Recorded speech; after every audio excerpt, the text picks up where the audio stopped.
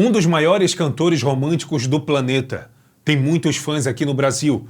Vamos fazer nossa homenagem a Demis Roussos, contar algumas curiosidades, como foi o último dia de vida dele, como foi o falecimento de Demis Roussos. É sobre isso que a gente veio falar nesse vídeo.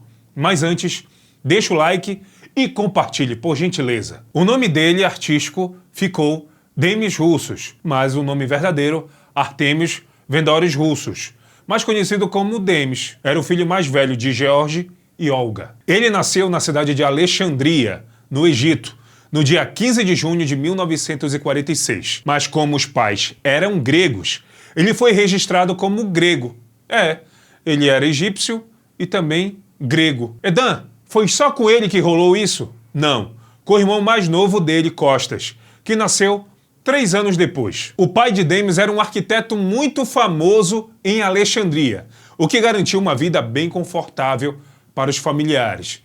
Lá em Alexandria, ele era respeitado, muito requisitado. O pai do Demis era dessa forma, era um profissional de mão cheia. Mas aí, a vida dá voltas. E a crise no canal de Suez virou tudo de ponta cabeça e forçou a família a se mudar para a Grécia. Aí tu vai perguntar, o que foi que aconteceu, Dan? Ele não era um cara bem requisitado, um arquiteto bem talentoso? Pois é, mas não foi sobre isso não. Não foi sobre talento.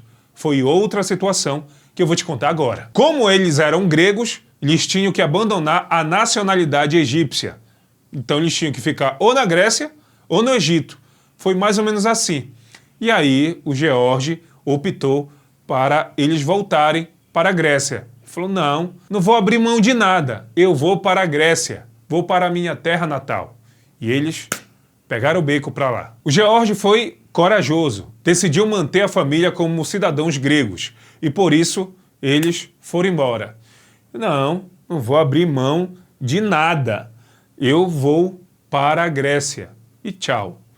E eles foram. Na época, Demis Roussos estava com mais ou menos 15 anos, quando ele deixou Alexandria e foi morar em Atenas. E nessa mudança, ele levava o amor pela música. Naquela época ele já falava o árabe, tá? Falava 3 línguas. O árabe, o grego e o inglês. 3 línguas. O Demis já falava. Ele era um cara muito culto e um cara muito inteligente. Além de ser um grande músico, um grande cantor. O cara era completo. Além disso, Demis era fissurado por jazz e sabia tocar trompete, violão e bouzouki, um instrumento bem tradicional na Grécia. Eu vou colocar uma foto bem aqui, ó. Bouzouki. Esse aqui é o instrumento bouzouki. A família Roussos chegou em Atenas. E aí, Dan, como é que foi? Rapaz, foram tempos difíceis, bem complicados. Você sabe como é que é quando a gente sai de uma cidade e vai tentar a vida em outra, que é totalmente diferente. Imagine em outro país, que a língua é diferente, a cultura é diferente. O pai do Demis, na época, ele era muito conhecido em Alexandria. E aí, em Atenas, ele não era tão conhecido, um arquiteto muito famoso em Alexandria, no Egito. Aí ele se muda para Atenas, fica mais difícil as coisas. O pai de Demis não conseguiu se estabelecer profissionalmente como fazia em Alexandria, e a família passou por uns apertos financeiros complicados naquela época. Aí Demis, vendo aquela situação complicada, tentou encontrar uma forma de ajudar a família, e o jeito que ele arrumou foi começar a tocar trompete em casas de dança para ganhar um dinheiro, um trocado, ajudar, conseguir levar também o pão de cada dia, levar um prato de comida para casa. Eu comecei a trabalhar com 12 anos. Meu pai, ele me dava uma vida bacana, uma vida confortável, mas eu queria trabalhar. Eu, DJ Dan, comecei a trabalhar com 12 anos. 12 anos vendendo coxinhas, unhas, aqui em Belém do Pará. Eu vou pular para o ano de 1964. Demis Roussos entrou para uma banda chamada B-Nex. Eles deram a oportunidade para Demis mostrar o talento. Um detalhe curioso sobre isso é sobre o baterista dessa banda. Era Lucas Sideras, que mais tarde faria parte do famoso grupo Aphrodite Child, junto com Demis, e também Vangelis. Para fazer parte do B-Nex, ele precisou aprender a tocar baixo e guitarra, porque trompete não era muito o estilo da galera. Ele falou, não, bora, vocês querem que eu entre aí? Deixa comigo, vou aprender a tocar baixo e guitarra. Tô falando para você que Demis era diferente. Você conhece o Demis Roussos com uma voz linda, afinadíssimo, mas nessa época ele não era vocalista ainda. Só tocava os instrumentos mesmo, só os instrumentos. Ele era um músico da banda. Ainda em 1964, Demis saiu dos B-Nex e foi tocar no The Idols, uma banda liderada por seu primo John Mayer. E aí, mano, sucesso total. Ali ele começou a cantar ocasionalmente, mas John Mayer era o vocalista principal. Ele falou, Demis, chega aqui, faz uma palhinha, canta aqui um pouquinho, canta aí um sucesso. Aí o Demis começava a cantar às vezes. Agora a gente vai pular para o ano de 1966. Demis passou um curto período com os Minis, onde começou a explorar mais a voz dele. E de 1966 a 1967, com os Will Five, ele se destacou de vez como vocalista, gravando músicas como The Hounds e The Rising Sun e When a Man Loves Woman. Foi em 1967 que Lucas apresentou Demis para o talentoso músico Vangelis. O encontro foi na casa dos pais de Vangelis e foi decisivo para o futuro deles. Edan, o que foi que aconteceu nesse encontro? Os três decidiram deixar a Grécia para buscar sucesso internacional. Tiveram coragem. E aí, o resto da história você já sabe. Mas eu vou te contar, mesmo assim. Quando Demis, Lucas e Vangelis saíram da Grécia, eles já tinham gravado um demo com 3 músicas, que são The Glasses No Green, Plastic Nevermore e The Under People. E eles tinham a promessa de um produtor da Phonogram, de que seriam apresentados aos chefes da gravadora em Londres. Mas quando chegaram lá, eles tiveram os vistos barrados pela alfândega. Olha só, rapaz, tudo é difícil para o pobre. Tudo é difícil, é com muita ralação. Muita ralação. Sem opção, eles foram para Paris, onde finalmente conseguiram fechar um contrato com a Phonogram. E foi em Paris que nasceu o Aphrodite Child, nome sugerido pelo músico Boris Bergman. A banda estourou com o álbum de estreia e a música Win on Tears, que quase virou um hino entre os jovens franceses durante os protestos de maio de 1968. Segundo o próprio Demis Roussos, a letra da música tinha tudo a ver com as lágrimas provocadas pelas bombas de gás lacrimogêneo usadas nos protestos. Outros hits vieram como End the World. Também teve It's 5 O'Clock. E também tem Spring, Summer, Winter and Fall. Apesar do sucesso, a banda se desfez em 1971, pouco antes do lançamento do álbum experimental 666, que hoje é considerado um clássico do rock progressivo. Vou colocar bem aqui a capa do disco, 666, Aphrodite Child, grande sucesso do Demis. Você sabia dessa curiosidade? Rapidinho, eu já fiz a história do Demis Roussos, inclusive gravei um vídeo sobre a história dele, mas esse vídeo aqui é para corrigir algumas pronúncias, algumas informações do vídeo anterior, tá bom? Muitas pessoas até criticaram. Tu não tá falando inglês, tu não sabe falar inglês. Realmente, o meu inglês é péssimo, mas eu tô tentando melhorar. Eu espero que você tenha, aceitado. Não gostado, mas aceitado. Depois do fim do Aphrodite Child, a gravadora de Demis decidiu apostar na sua voz poderosa. Demis, vem cá. A gente vai apostar na tua carreira solo. Tu topa? Claro que topo. E aí, mano, ele seguiu rumo ao mundo, a desbravar o globo terrestre. Em 1971, ele lançou o single We Shall Dance. No início, não foi nada fácil. Você conhece We Shall Dance? We shall dance the day we get a chance. Olha só como o Demis não desistia de nada. Ele viajava pela Europa com a família e seus cães em um carro. Ele participava de festivais para divulgar suas músicas. Ele ia lá na Bélgica, ele ia lá na Inglaterra, ele ia lá em Portugal, ele ia na Espanha, na França.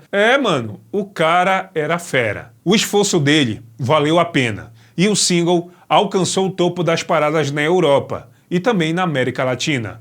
We Shall Dance. Seu álbum On a Great Sound of My Mind trouxe uma mistura das raízes gregas com a pegada pop, consolidando Demis como um cantor solo de sucesso. Durante as décadas de 70 e 80, ele acumulou mais de 100 discos de ouro, platina e diamante. Agora eu vou falar para você de uma façanha do Demis Roussos aqui no Brasil.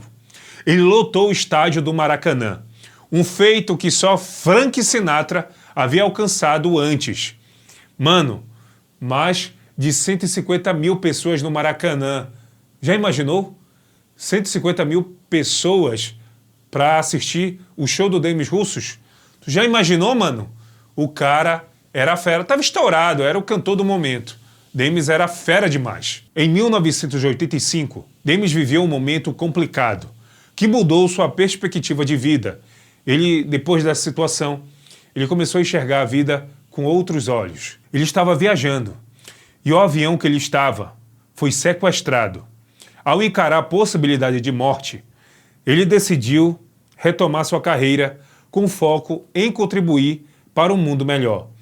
Como assim retomar sua carreira? Ele passou um tempo, ele deixou a música por um tempo, pessoal. Inclusive, ele até perdeu muitos quilos. Ele emagreceu. O Demis, ele era um cara muito forte, né? Ele era forte. Para quem conhece ele, ele era forte. E aí, ele fez um regime e perdeu muitos quilos. Ele retomou a música, a carreira musical, depois desse sequestro no avião que ele estava viajando. E aí, ele enxergou a vida de uma maneira diferente. Depois disso, Demis gravou novas músicas e participou de eventos como o Fórum pela Paz e Desarmamento em Moscou e a Cúpula da Terra no Rio de Janeiro. Inclusive, tem uma participação dele no programa do Jô, ele falando chuchu beleza. Ele adorava o Brasil, adorava mesmo o nosso país. Nos anos 2000, Demis desacelerou e passou a viver uma vida tranquila à beira-mar na Grécia. Seu último disco foi lançado em 2009. Demis continuou colaborando com Vangelis após o fim do Aphrodite Child. Juntos, eles lançaram alguns álbuns como o Magic e o Risk Today. Demis participou também da trilha sonora de Blade Runner, um dos maiores filmes cult dos anos 80. Agora eu vou falar, infelizmente, da partida desse grande artista que deixou um legado muito bonito. Demis faleceu em 25 de janeiro de 2015, vítima de um câncer muito agressivo, fulminante no estômago. Inclusive eu lembro na época que a comunidade da música ficou muito triste com a partida desse grande artista. O Vangelis, parceiro do Demis, também faleceu. Muito triste, grande perda, uma perda irreparável na música mundial. Na música mundial. Cara, eu tenho a sensação que o Demis era um pouquinho brasileiro. Ele falava 7 línguas. Ele falava o árabe, ele falava o grego, ele falava o português, ele falava o alemão, ele falava o espanhol e ele falava o francês. 7, tá certo? Ele falava o árabe, o grego, o português, o alemão, o espanhol, o francês e o inglês. É isso. Vamos lá, vou contar de novo. O árabe, o grego, o português, o espanhol, o alemão, o francês e o inglês. Ele falava 7 línguas. Tá bom? Ou você quer mais? Mano, o Demis Roussos era fera. Muita gente me pergunta qual era a religião do Demis Roussos. E eu vou te contar aqui. Era a fé ortodoxa grega. Essa era a religião do Demis. Demis teve alguns relacionamentos. Inclusive, o filho dele, Sírio, é DJ, grande músico também. Tá aí um pouquinho da nossa homenagem a esse grande artista, essa grande voz da música mundial, da música romântica, Demis Roussos. Ele está presente aqui no Baile da Saudade, aqui com o DJ Daneri, em Belém do Pará. As músicas dele ainda tocam muito. Marlene, Forever and Never. Tem que falar dessa música. Eu acabei até pulando essa grande canção que é Forever and Never, que é o maior sucesso, na minha opinião, do Demis. Tem outras. Forever and Never, Marlene, toca muito aqui em Belém do Pará. Então tá aqui a nossa homenagem a essa grande figura da música mundial, que felizmente partiu, já faz tempo. mas está aqui a nossa homenagem. E também para fazer uma correção sobre a pronúncia das músicas do Demis e até o nome das pessoas. Beleza? Se você gostou, deixa o like, compartilhe e você sabe que música boa nunca sai de moda. Valeu!